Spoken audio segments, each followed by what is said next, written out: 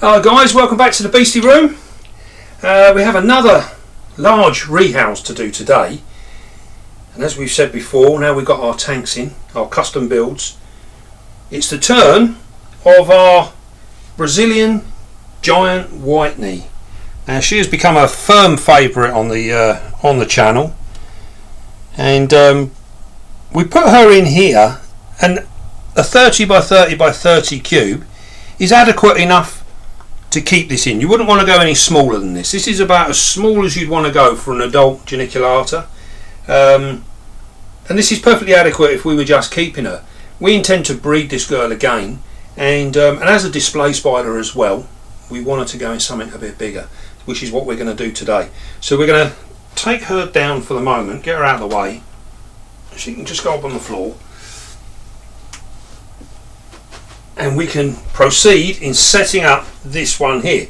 Now, as you regulars will know, this is one of our custom builds, and as you can see there, we have a slightly different top on this one. This one's got a glass ridge top on it, which makes it absolutely solid, which I think I prefer to the other ones. This was the prototype. This is the one we started the whole project with.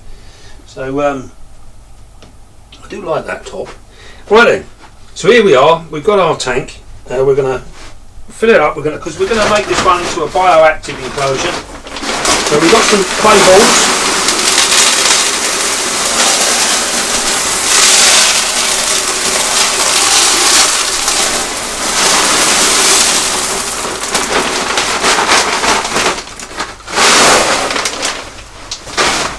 Right. Just about enough. Remember, we don't need a massive thickness of this. This is literally just to allow any moisture to sit in the bottom. We don't need it. It doesn't need to be up here. I see a lot of tanks, they have 2-3 inches of clay balls. There is absolutely no need. The idea of the clay balls being that they soak up the moisture and they hold the moisture. That's the key thing with them. So we don't actually want them to create a reservoir of water. We don't want water down there. We just want moisture. Right then. So we've got our membrane in. This is what separates our soil. And we're going to add some cheap old potting compost.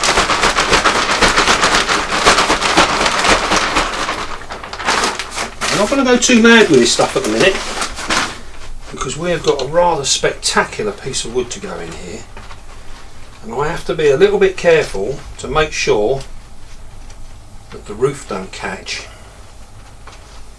So we're just going to put a little bit in for now, and then we can play around with it. Right, I'm going to turn this around here for the moment. Now then, how about this? This is a lovely piece of wood, collected from the wild. Yeah, we don't buy anything here because we're tight, so we collect everything from the wild, and it's the best stuff as well. Right, how about this? What do you think to that? That is amazing, is it not? Now that's got, you'll notice there that there's fungi on there. Now I'm hoping this fungi is actually going to live. It's not going to cause any problems to our spider, none whatsoever. Unless it's that magic stuff and she eats it, and we find her floating around maybe later on, I don't know. But as it goes, as it is, we should be alright. It should not affect our spider. Now this this piece here is very, very wet because I've had it sitting outside. There we go, that is perfect. Look at that. I'll tell you, I've got a good eye for this. There you go, look at that. What an amazing backdrop that creates.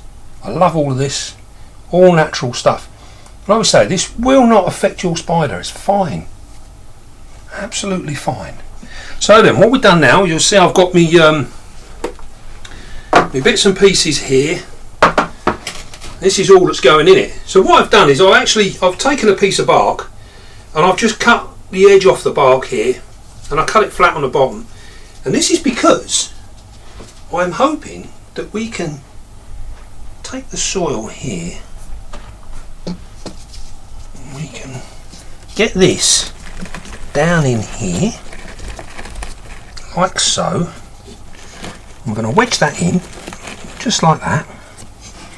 And what we've done is we have created a hide inside there. So all being well, we can get our lovely geniculata to make her home inside there. So we're using this large piece of wood here to create the hide rather than sticking a half cork tube in there or whatever. We are trying to create, and if you like, we're trying to lead our spider into that area. So now we've got our piece of wood in, we can top up with soil again now. Now we know where we are. We're going to whack some of this in here. I'm going to put a bit more over there. You know what, you might as well have the lot. There you go, take the lot. What we're going to do, we're going to put that in there because that goes all the way through there. That there. Put some of this in here. We can fill this back in because we don't actually want her to go in the back there. So we can block that off. It's all about trying to get her to go where we want her to go.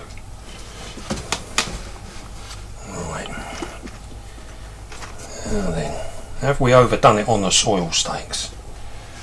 I think we'll be alright. Now then, we're going to throw a bit of beastie mix in it, just to add some extra texture and some goodness. This has got everything that we want in it, all the rotting down stuff. Perfect.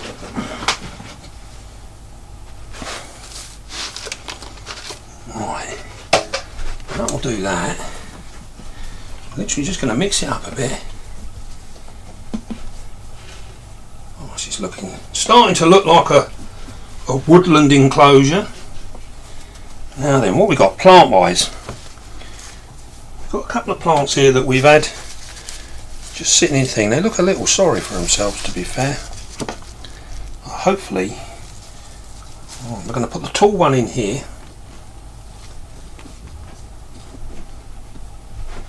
I'm just going to do is just tease these open a bit.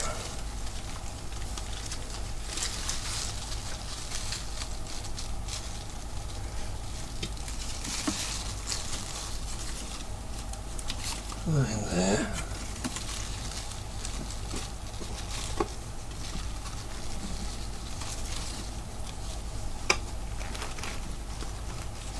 Now, in time, once this plant starts to get established, it will hold itself up and it will do a lovely job. I think, you know, I think we might have gone a little bit overboard with the soil, so I think I'm going to take a little bit out.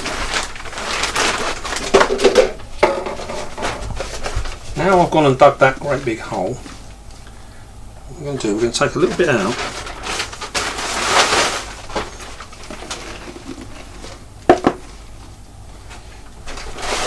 We don't need much. The main reason we're doing this is because I want to see this piece of wood here. I didn't really want that to be buried, I wanted that to be on show.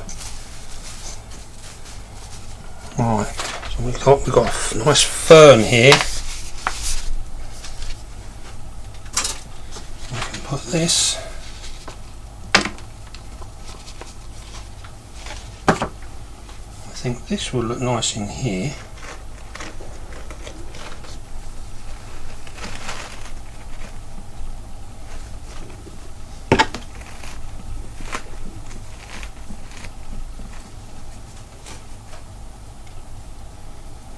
Go.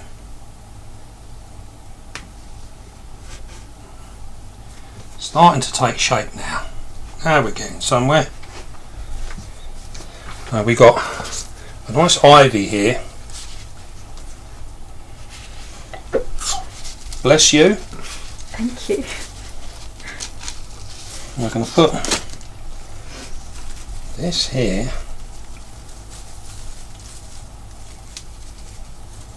I can never work out with this stuff whether it actually likes to be really wet or really dry. It seems to do pretty well whatever. We're going to put this one right in the corner here.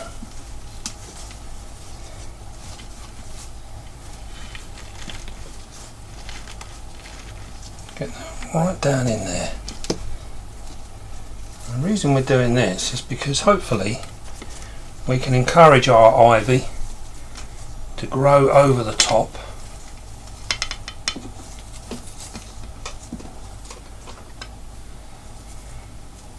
Get it to do its thing, and hopefully it will take a fancy to this piece of wood and it will grow across it.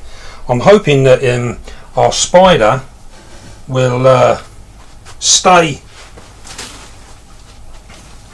on the floor. I find with this particular one, she webs it up literally right around by the entrance here. She'll web this piece of floor in here, but she doesn't tend to web too much else. So I'm hoping we'll be okay. Just taking these bits out. You see the isopods that are running around in our substrate. There's one there. Did he disappear? Yeah, here he is. There he is. Now these are all in our substrate. There you go. There he is. You see these little guys? One thing to bear in mind.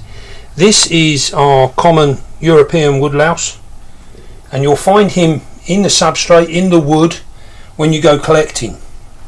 But one of the things that's worth mentioning, if you've got wild substrate and wood that you're picking up, and it has got these wood lice in it, if you put your own isopods in, say if you buy dairy cows or whatever they might be, you spend a bit of money and you buy some fancy ones, in time these local ones will take over and you'll lose whichever species it was that you bought and put in, and that is because they are far stronger and they're more suited to this environment than the ones that you're buying in. Yeah, so just bear in mind, if that is something you want to do, I would suggest that you literally go through and try and take out any ones that you find, if you're intending on putting your own in there. If you're not, then it doesn't really matter. Right then, we've got some nice moss here now, so what I'm thinking is we can literally stick a bit of this in here so we can cover some of this up.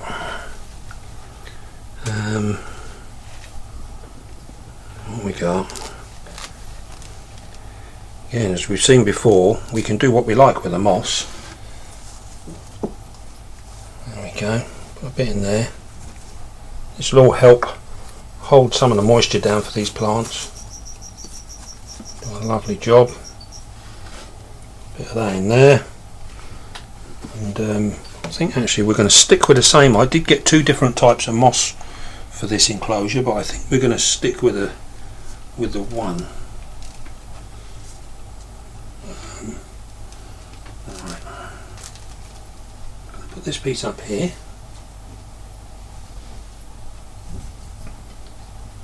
And help lock that in. Got some small pieces here. Now we're starting to take a bit of shape. I think that will do. I like that. Right, I've got a nice little bit of decorative wood here, a bit that I chopped off the end so I could make sure that I could fit it just how I wanted it. That's a nice little piece there, and that's got some of the stuff on it. So I think what we'll do is we'll plonk that in there, almost like it's hidden. There we go. How does that look? Look at that. The finishing touches. Right.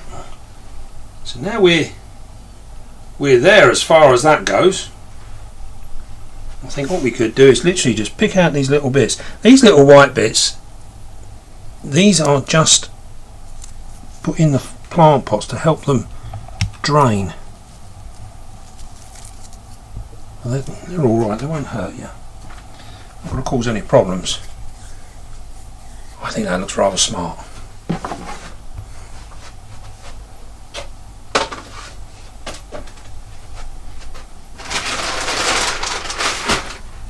we looking? Here we go. So we're going to take our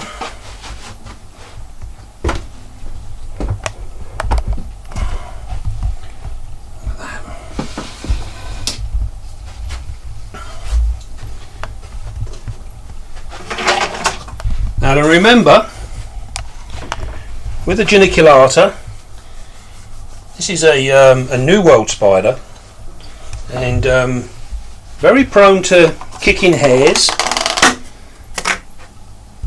and this is how they look after themselves.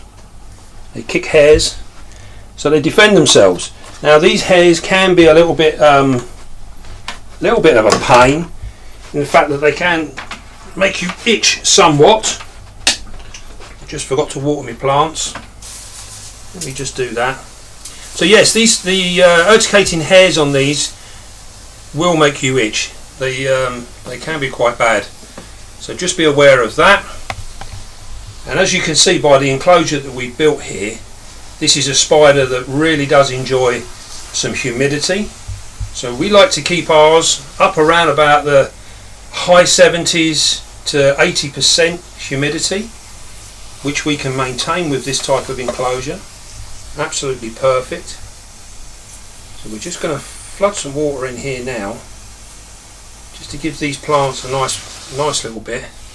We'll fill our water bowl up. Now, as the name suggests, these guys come from Brazil, from the rainforest and that in Brazil, hence the high humidity. Now I actually I really like these spiders. Although they have a very strong feeding response, I do still believe they make quite good beginner spiders. As long as you're not overly stressed about them, they can be very, very rewarding. So what we're going to do, she's actually gone down inside her burrow here. So what we need her to come out so that we can get her in a catch cup. It's the only way we're going to be able to do that with this spider. We can't physically walk her out into the enclosure. Now she will kick hairs, because although she's very well behaved generally, she still don't like being moved about. So we're going to just take her out very, very slowly. There's a girl, you can come out. She's a very big girl. And we're just going to move her sort of slightly sideways. Here we go. As you can see, she's in wonderful condition. There's a girl. If you can follow down the front of the glass. Now we've got her out in the open, we can bring our catch cup in.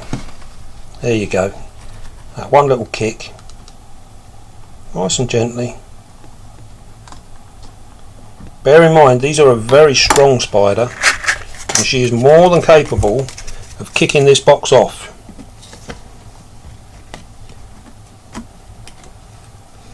What we're going to have to do now, because we haven't got a lot of room, we're going to have to sidestep her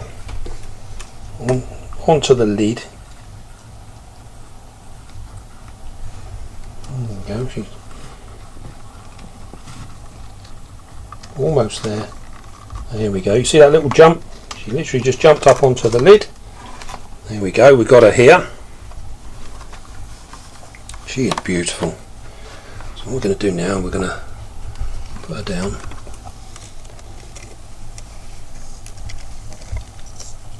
And just watch for her kicking any hairs.